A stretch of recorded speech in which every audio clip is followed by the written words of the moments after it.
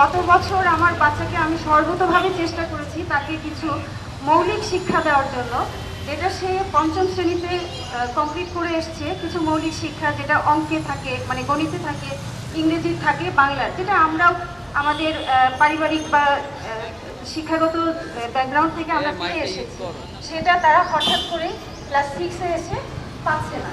পরিশ্রমটা এমনও হয়েছে আমাকে বাচ্চাকে রাত 2টা, 2:30, 3টা পর্যন্ত কাজ করে সেই কাজটা সকাল 7টায় ভিকারুন্নিসা স্কুল তো 7টা থেকে শুরু, এসে তাকে সাবমিট করতে হয়েছে।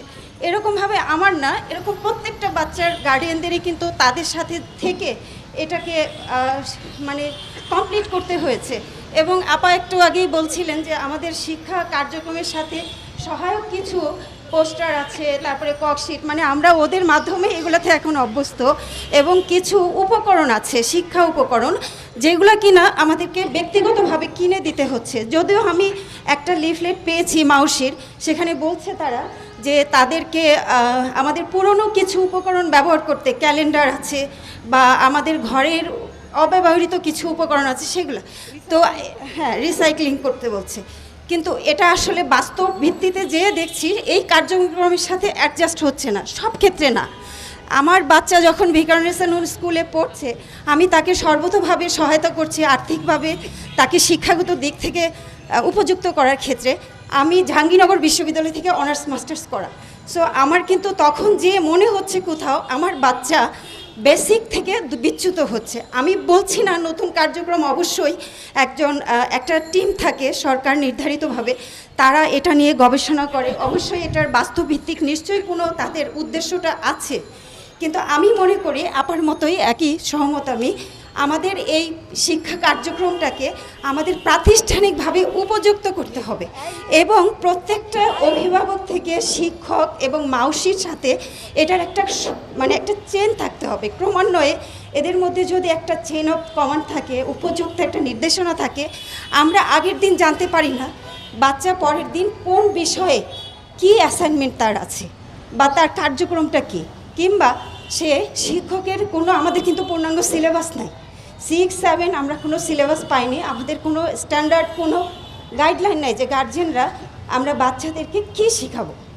একদম কোনো ধরনের বই ছাড়া আমাদের স্পষ্ট কোনো গাইডলাইন নেই। আর আমাদের আসলে কি, আমরা আসলে হঠাৎ করে আমি এখানে এসে গেছি, আমি জানতাম না এটা, সরি, আমরা অভিভাবক হিসেবে আসলেই আমরা কি এখন তাবদ্ধ নই, তো আমি আসলে প্রিপেয়ার্ডও না। তারপরেও বলছি যে সাংবাদিক ভাইরা বা আপনারা যারা সংবাদ মাধ্যমে আছেন, আমাদের মতো অভিভাবকরা আমরা কিন্তু এই কার্যক্রমের বিপক্ষে না। আপাও একটা কথা বলেছেন যে আমরা চাচ্ছি এটা আমরা আরেকটু সহনশীল হই, কিংবা এটাকে আরেকটু যুগোপযোগী করে আমাদের বাংলাদেশের সমাজ ব্যবস্থা, শিক্ষা ব্যবস্থার সাথে যেন একটু ইনকর্পোরেট করা হয়।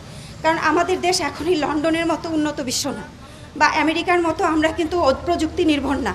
আমাদের বাংলাদেশটার কাঠামো এখনও সমাজতান্ত্রিক বলেন, পারিবারিক ক্ষেত্রে আমরা কিন্তু এখনও কৃষি নির্ভর, প্রযুক্তি নির্ভর না। কিন্তু ওই যে আপা একটা বলছিলেন, আমাদের অনেক গার্জেনের এই অভিযোগ, আমার বাচ্চার ক্ষেত্রেও তাই।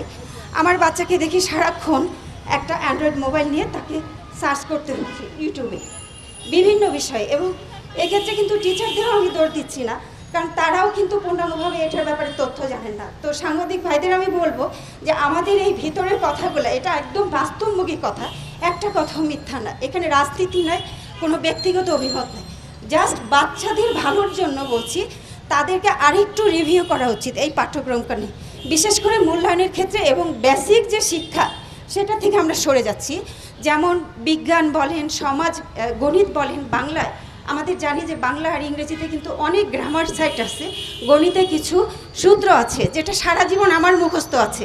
আমার বাচ্চা 5-এ পড়ে এসে যে ব্যাকরণ, এখন বলে পদ প্রকরণ কি সে চিনে না, হ্যাঁ, তো পদ প্রকরণ সে বের করতে পারে না।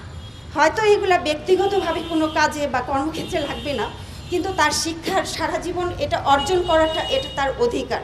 সো এই কার্যক্রমটা থাকুক, সেটা আমি জানি না, তাদের অনেক গবেষকের একটা নিশ্চয়ই কোনো নির্দেশনা আছে, কিন্তু এটাকে আরেকটু বাস্তবমুখী, প্লাস আমাদের যে মূল্যায়নটা আমরা অস্পষ্ট ধোঁয়াশার মধ্যে আছি, বাচ্চারা কিভাবে শিখবে এবং সেটার মূল্যায়নটা কি হবে, এটা দয়া করে আপনাদের মাধ্যমে মাননীয় সরকার প্রধানের কাছে আমাদের এই বক্তব্যগুলো পৌঁছে যাক, সেটা আমরা চাই। আর আসলে অনেক কথা আরও আপনারা বলবে, তো আমরা আসলে একটা সুষ্ঠু সমন্বয়ের মাধ্যমে আমরা এখানে আমাদের মধ্যে কোনো দূরত্ব সৃষ্টি হোক মাউসি কিংবা শিক্ষা প্রতিষ্ঠান সেটা না, আমরা চাই শান্তিপূর্ণ একটা সমাধান, যাতে বাচ্চারা ক্ষতিগ্রস্ত না হয় এবং তারা যেন বিকশিত হয়। তাদের মেধার শেষ কথা আমরা জানি, প্রচেষ্টার সাথে যোগ হয়ে তখন একটা বাচ্চা সফল হয়। ধন্যবাদ সবাইকে।